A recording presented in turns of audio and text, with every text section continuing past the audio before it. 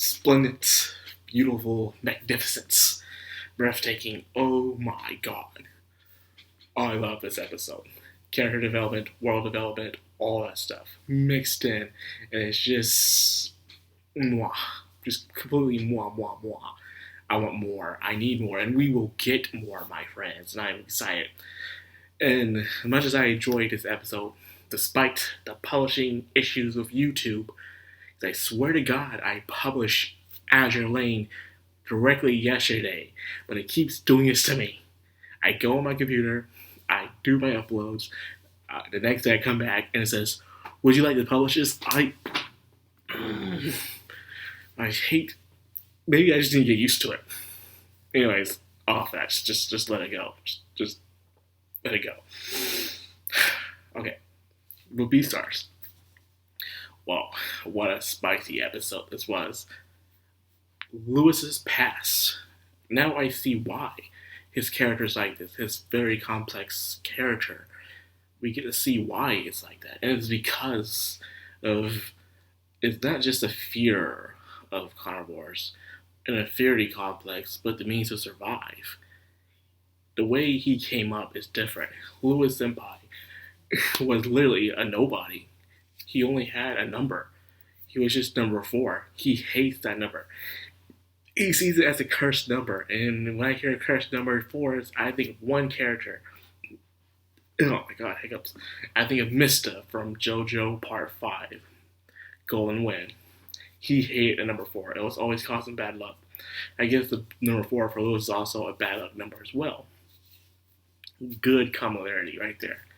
Now, in this episode, he was adopted because a very higher up deer was not allowed to have.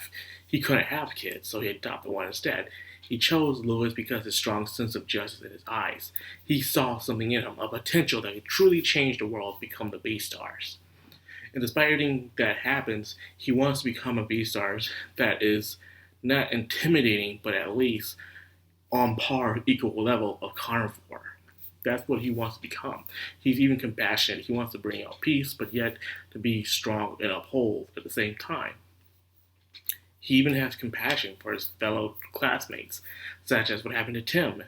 3 months have passed, and he still don't know what happened to Tim. No one knows what happened to Tim, or who killed him for that matter. Well, we know what happened to him. He was killed, but we don't know who killed him. I should say, correct myself. Now, in this episode, things are happening. And it's happening a lot throughout history. When they see someone who can bring in big change, there are those who rile for that person, and there are those who riot against that person.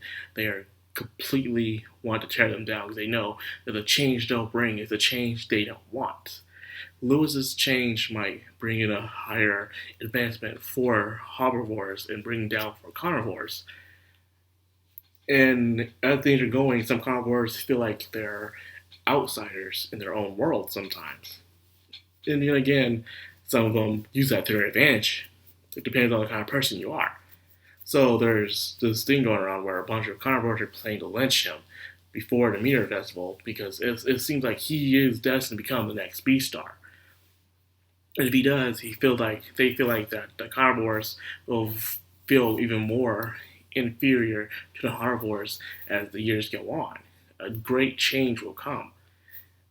Now, seeing Lewis having his complexity Legoshi having his complexity as well, he feels like, okay, first he was angry at Lewis in a way, but he understands now. He finally has his thoughts together that Lewis is going through his own hardships. He knew Haru before he did. He did a lot of compassionate things. He's become the leader, a stronghold for herbivores and carnivores. So he couldn't stay mad at him no more. In fact, he saw how much he is going through, so he wants to become someone, the protector of the shadows.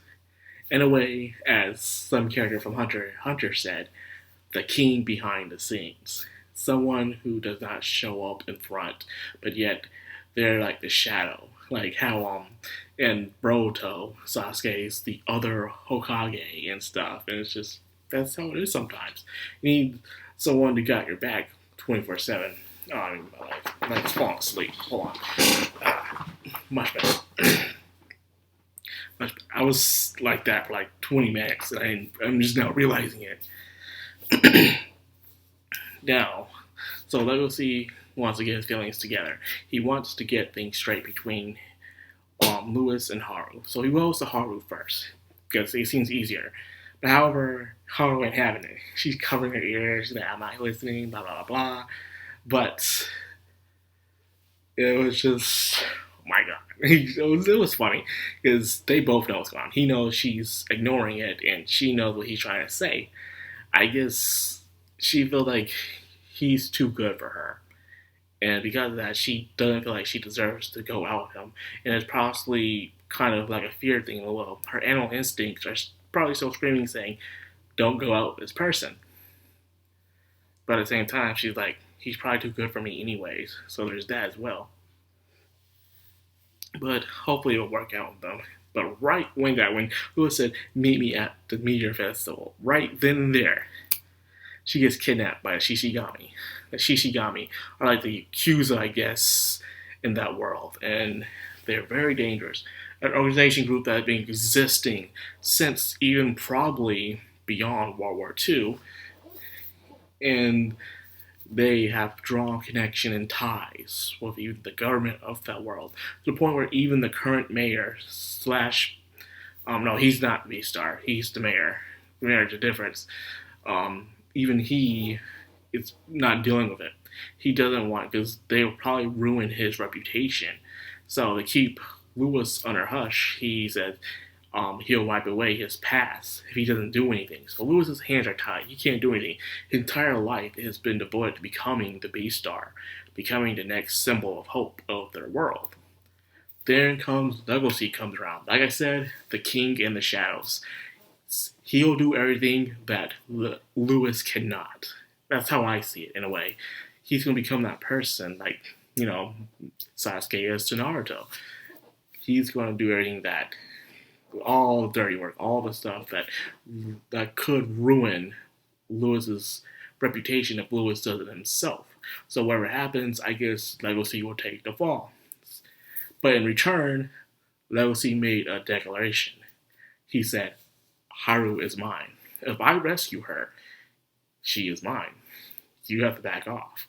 So that's a good deal, I guess. Because when you think about it, when Legacy grows up, he said himself, he can't hang on to Haru no more. His fiancée will be selected for him in the future. So I guess Haru will be free to go, and Legacy will be free to go. So if those two were able to work it out, hey, by all means. So this episode was just, I can't praise enough. And there will be no pictures in this episode, unfortunately, because it's late. It's freaking late. And I got home late, and I'm tired. The fact that I'm even still doing this is just a miracle among my lazy ass. So that's all I got for this. I hope you guys enjoyed it. If you did, help out the channel. Like, comment, subscribe, and of course, hit that bell icon. This has been the Madcrownxox. I'm Anime. Signing out.